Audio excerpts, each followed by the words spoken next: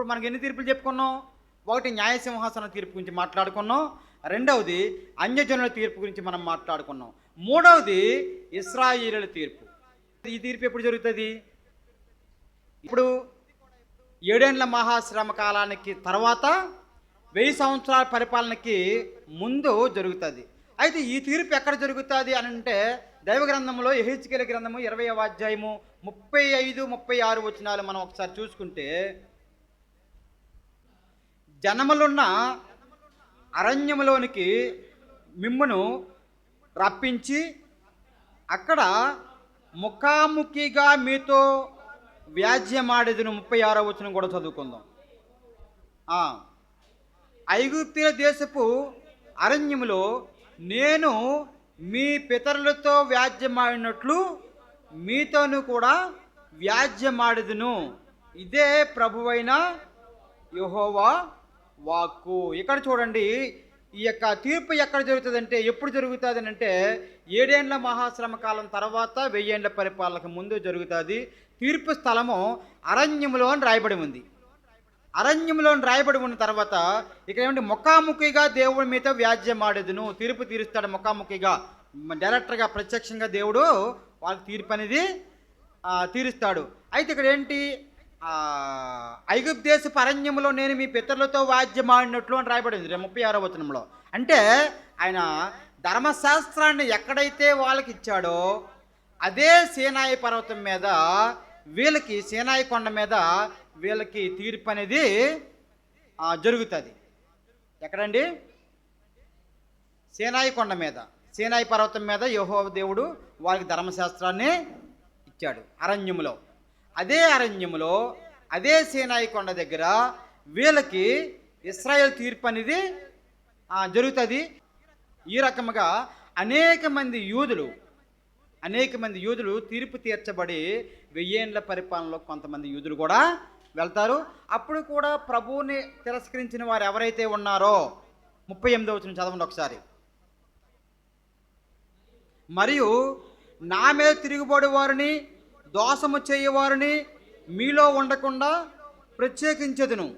తాము కాపురమున్న దేశంలో నుండి వారిని రప్పించెదను గాని నేను యెహోవానని మీరు తెలుసుకున్నట్లు వారు ఇశ్రాయేల్ దేశంలో ప్రవేశించరు. ఇక్కడ చూడండి, ఈ మాట చూస్తుంటే, వారు తిరుగుబాటు చేసిన వారిని, దోషము చేయవారిని మీలో ఉండకుండా ప్రత్యేకించెదను. అంటే దేవుడు అక్కడ కూడా వారిని వేరుపాటు చేస్తాడు. దేవునికి వ్యతిరేకంగా జీవించేవారు, దేవునికి విధేయతగా జీవించేవారు, వాళ్ళకి దేని ప్రకారం తీర్పు జరుగుతుంది? ధర్మశాస్త్ర ప్రకారంగా తీర్పు జరుగుతుంది. అన్యులకి ఎలా జరుగుతుంది? ధర్మశాస్త్రం లేకుండా మనస్సాక్షి ప్రకారంగా తీర్పు అన్యజనులకు ఉంటుంది. మరి ధర్మశాస్త్రంలో ఇశ్రాయేలుకు ధర్మశాస్త్రాన్ని దేవుడు ఇచ్చాడు కాబట్టి, ఆ ధర్మశాస్త్రాన్ని అవలంబించమని మరి దేవుడు ఆజ్ఞాపించాడు కాబట్టి, ధర్మశాస్త్రానుసారంగా జీవించమని వాళ్ళకి చెప్పాడు కాబట్టి, ధర్మశాస్త్రం వాళ్ళకి ఇచ్చాడు కాబట్టి, ఆ ధర్మశాస్త్ర ప్రకారముగానే దేవుడు వారికి తీర్పు అనేది తీరుస్తాడు. ఆ ధర్మశాస్త్రానికి లోబడిన వారు ఎవరైతే ఉంటారో వాళ్ళందరినీ ప్రత్యేకపరిచి, ధర్మశాస్త్రానికి లోబడి ధర్మశాస్త్రానుసారంగా జీవించిన వారు ఎవరైతే ఉంటారో వారిలో ఎక్కువ మంది, అనేక మంది 1000 ఏండ్ల పరిపాలనలోకి వస్తారు. మిగిలిన వారు నిత్య నరకానికి పాలవుతారు. ఇక్కడ చూడండి, ఈ రెండు కూడా మహిమగల సింహాసన తీర్పే. భూమి మీద జరిగే రెండు కూడా మహిమగల సింహాసన తీర్పే. యూదులకు జరిగేది మహిమగల సింహాసన తీర్పే అని రాయబడింది.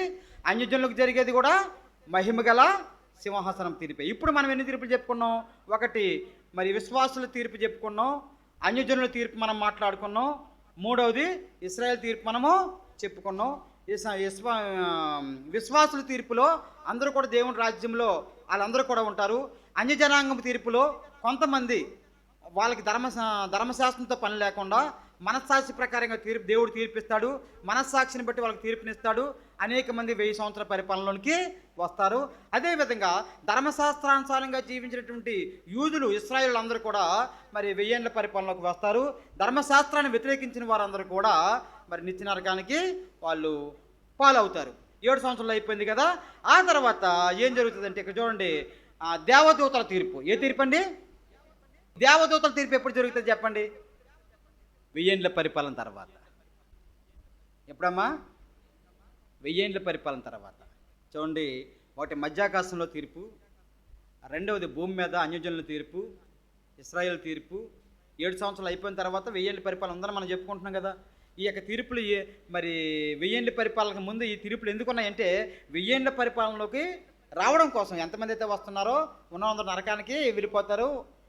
మరి ప్రభు ఆజ్ఞానుసారంగా జీవించిన వారందరూ కూడా, ప్రభు నియమ నిబంధన ప్రకారంగా జీవించిన వాళ్ళందరూ కూడా, ప్రభుకు నమ్మకంగా జీవించిన వాళ్ళందరూ కూడా వెయ్యేండ్ల పరిపాలనలో ఉంటారు.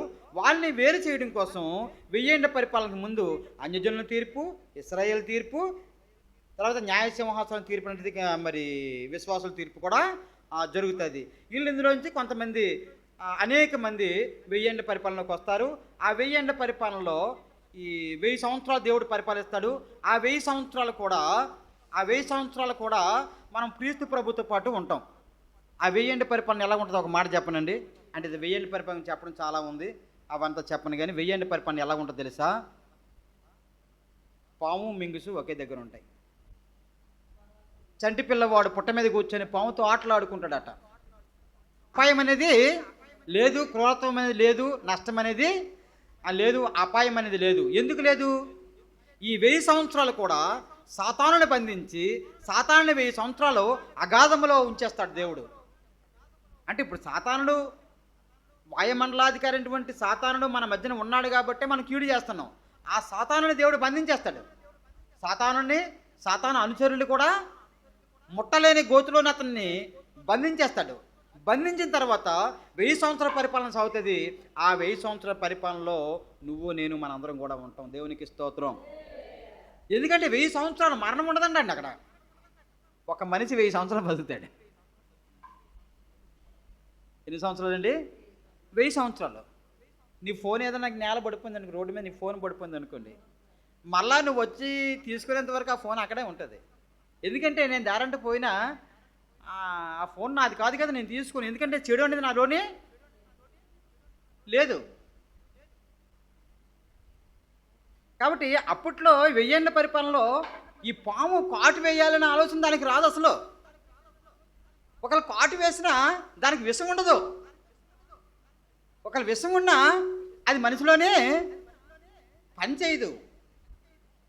పులి మేక ఒకే దగ్గర ఉంటాయి.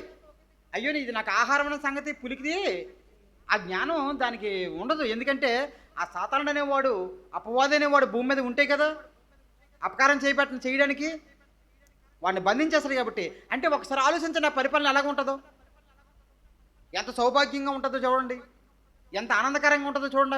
ఒక ఎవ్వడు ఎక్కడికి వెళ్ళినా సరే భయపడి పని లేదు.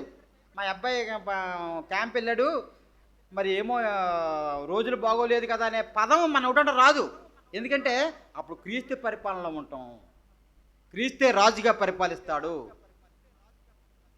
అటువంటి పరిపాలన అయిన తర్వాత మరి దేవదూతల తీర్పు ఉంటుంది. అంటే దేవదూతల తీర్పు ఎప్పుడు? 1000 ఏళ్ల పరిపాలన తరువాత దేవదూతల తీర్పు ఉంటుంది. ఒకసారి ఆ యొక్క వచనాలు కూడా మనం చూద్దాం. 2 పేతురు 2వ అధ్యాయం 4వ వచనం. ఆ దేవదూతలు పాపము చేసినప్పుడు దేవుడు వారిని విడిచిపెట్టక పాతాళ లోకమందుల కటిక చేయకటగల బిలములోనికి తోసి తీర్పుకు కావలిలో ఉంచబడుటకు వారిని అప్పగించును. అంటే తీర్పు దేవదూతలు కూడా తీర్పు అనేది ఉంది. ఆ యోధా పత్రిక 1వ అధ్యాయం 6వ వచనం చూడండి, ఆ పక్కనే ఉంటుంది, ప్రకటన కంటే ముందు.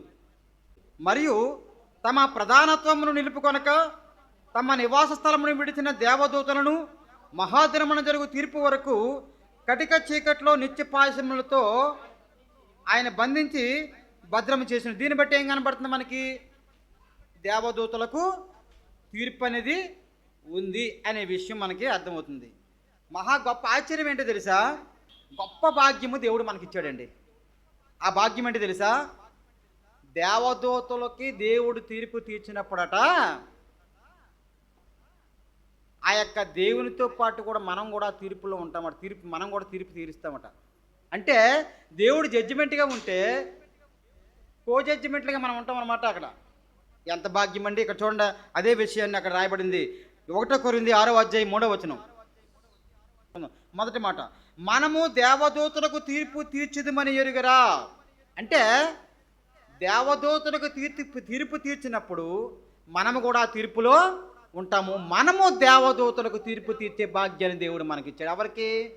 ప్రభువునందు నమ్మకముగా విశ్వాసముతో జీవించిన వారు దేవదూతల తీర్పులో దేవునితో పాటు జడ్జిమెంట్ స్థానంలో మనము కూడా, అంటే దేవదూతలకు దక్కని భాగ్యము దేవుడు మనకి అనుగ్రహించున్నాడు. కాబట్టి దేవదూతల తీర్పు అనేది ఉంటుంది. ఆ తర్వాత చివరగా ధవల సింహాసన తీర్పు. ఏ తీర్పు అన్నది? ధవల సింహాసన తీర్పు. ధవల సింహాసన తీర్పు ఇది ఎప్పుడు జరుగుతుంది? 1000 ఏళ్ల పరిపాలన తర్వాత ఇంకా లాస్ట్ తీర్పు, అంచె తీర్పు ఇదే. ధవల సింహాసన తీర్పు అన్న అదే, అంచె తీర్పు అన్న అదే, భక్తిహీనుల తీర్పు అన్న అదే, పాపుల తీర్పు అన్న అదే, చిట్ట చివరి తీర్పు ఇంకదే. అప్పటికి మరి భూమి ఆకాశము కూడా లయమైపోతాయి. భూమి ఆకాశం కూడా లయమైపోతాయి. ఒకసారి చూడండి, చదువుకున్న తర్వాత చెప్పుకుందాం. ప్రకటన గ్రంథము 20వ అధ్యాయము 11 నుంచి 15 వచ్చిన వరకు ముగించుకుందాం. ఇంకా మరియు ధవలమైన మహాసింహాసనమును దాని యందు ఆసీనుడై ఉన్న ఒకరిని చూచితిని. భూమి ఆకాశములు ఆయన సముఖము నుండి పారిపోయిను, వాటికి నిలువ చోటు కనబడకపోయెను. దేవదూతల తీర్పు అయిపోయిన 1000 సంవత్సరాల పరిపాలన అయిపోయిన తర్వాత, దేవదూతల తీర్పు అయిపోయిన తర్వాత ఈ మృతులు అంటే ఎవరు? చనిపోయిన వారికి ఆత్మలను పాతాళం అప్పగిస్తుంది, సముద్రం అప్పగిస్తుంది దేవునికి, భూమి దేవునికి అప్పగిస్తుంది. అప్పగించబడిన తర్వాత ఈ భూమి ఆకాశము సమస్తము కూడా ఏమైపోతాయండి? లయమైపోవును. అంటే భూమి ఆకాశంలో ఆయన సముఖం నుండి పారిపోయిను, ఆ వాటికి నిలువ చోటు కనబడకపోయిను. అంటే అప్పుడు భూమి ఉండదు, ఆకాశము ఉండదు, సముద్రం ఉండదు, మొత్తం అంతా కూడా లయమైపోద్ది. అయితే ఈ తీర్పు ఎక్కడ జరుగుతుంది అంటే, ఎక్కడ జరుగుతుంది ఈ తీర్పు? శూన్యములో. ఎక్కడ జరుగుతుందమ్మా? శూన్యములో జరుగుతుంది. ఈ తీర్పు శూన్యములో జరుగుతుంది. ఈ తీర్పులో ఎవరుంటారు? ఈ తీర్పులో ఎవరుంటారమ్మా? ఓన్లీ పాపులు మాత్రమే. అర్థమైందండి? ఈ తీర్పులో ఎవరుంటారు? ఓన్లీ పాపులు మాత్రమే ఈ తీర్పులో ఉంటారు. ముందందరూ అయిపోయారు కదా. ఇశ్రాయేలు తీర్పు అయిపోయింది, అన్యజనుల తీర్పు అయిపోయింది, విశ్వాసుల తీర్పు అయిపోయింది, దేవదూతల తీర్పు అయిపోయింది. మరి ఇంకెవరి తీర్పు ఉంది? చిట్ట చివరి తీర్పు పాపుల తీర్పు ఉంది. ఈ పాపులు వీళ్ళందరూ కూడా నరకానికే వెళ్తారు. మహాధవల సింహాసనము. ఏ సింహాసనం అండి? తెల్లని సింహాసనము. ప్రతి ఒక్కరు కూడా వాళ్ళు చేసిన ప్రతి పాపాన్ని బట్టి ప్రభు దగ్గర వాళ్ళు నిలబడాలి. దేవుడు వాళ్ళ హృదయ రహస్యాలన్నీ కూడా బయట పెడతాడు, చీకటి కార్యాలన్నీ కూడా బయట పెడతాడు, నోటితో వ్యర్థంగా మాటలన్నీ కూడా వ్యర్థం మరి బట్టబయలు చేస్తాడు. అవన్నీ చేసి వారిని అన్యజనులందరూ, అంజనులు అంటే పాపులందరినీ కూడా మృతులు అని రాయబడింది. వారిని రెండవ మరణానికి దేవుడు అప్పగిస్తాడంటే శాశ్వత కాలం ఉండేటటువంటి అగ్నిగుండంలో వాళ్ళందరినీ కూడా వేసేస్తాడు. పాపం చేసిన ప్రతి ఒక్కడు, అన్యాయం చేసిన ప్రతి ఒక్కడు, దేవునికి విరుద్ధంగా జీవించిన ప్రతి ఒక్కడు కూడా అగ్నిగుండంలో శాశ్వత కాలం ఉండేటువంటి అగ్నిగుండంలో పడదోయబడతారు. కాబట్టి అది చిట్ట చివరి తీర్పు. అదే పాపుల తీర్పు, అది ధవల సింహాసన తీర్పు. ఇప్పుడు మనం ఎన్ని తీర్పులు చెప్పుకున్నాం చెప్పండి ఈసారి? జరగబోయే తీర్పులన్నీ 5. 1 న్యాయసింహాసనపు తీర్పు, అది విశ్వాసులకు మాత్రమే. అది తీర్పు అంటే అది శిక్షించడానికి కాదు, మనకు బహుమానాలు, కిరీటాలు, మెప్పు, ఘనత కొరకు ఏర్పాటు చేయబడిన తీర్పు విశ్వాసుల క్రియల తీర్పు, న్యాయసింహాసన తీర్పు. రెండవ తీర్పు ఏ తీర్పు? అన్యజనుల తీర్పు.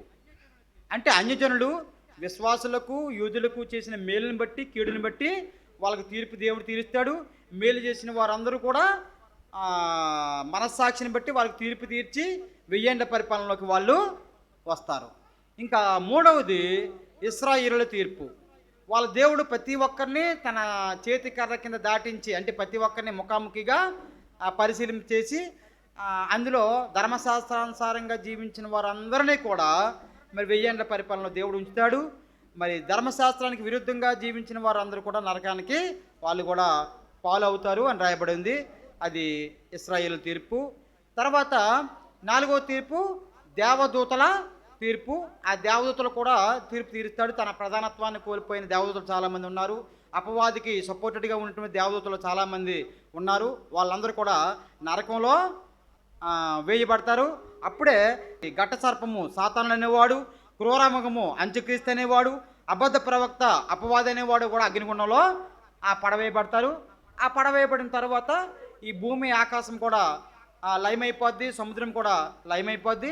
అప్పుడు మహాధవల సింహాసనం తీర్పు, 5వ తీర్పు మహాధవల సింహాసనం తీర్పు జరుగుతుంది. అది పాపుల తీర్పు. అక్కడ పాపులు మాత్రమే ఉంటారు.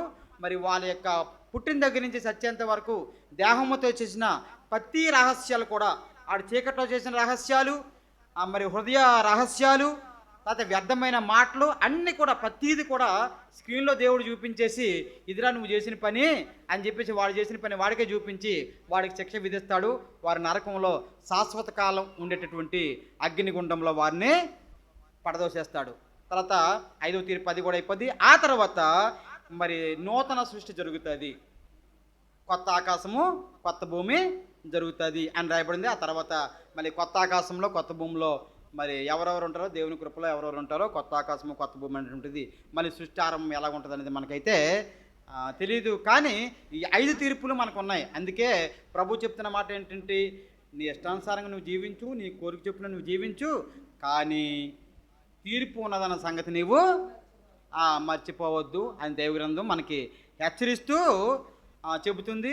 అయితే ప్రభువుని విశ్వసించిన వారికి నిత్య జీవం కలుగుతుంది కాబట్టి వాడు తీర్పులోనికి రాక మరణంలో నుండి జీవములోనికి దాటి ఉన్నాడు అని చెప్పబడింది. కాబట్టి మనం తీర్పులోనికి మనమైతే రాము. మరి నిత్య జీవం కలిగిన వారం కాబట్టి మనం తీర్పు నుంచి మనం తప్పించబడతాం. అటువంటి తీర్పులోకి మాకు రాదు.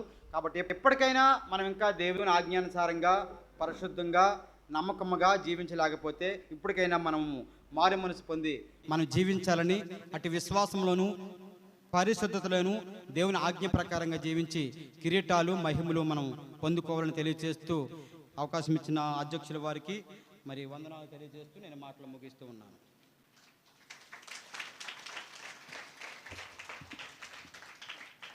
దేవుని సేవకులు దేవానందమయ్య గారికి మరొకసారి హృదయపూర్వక వందనాలు తెలియజేస్తూ ఉన్నాం.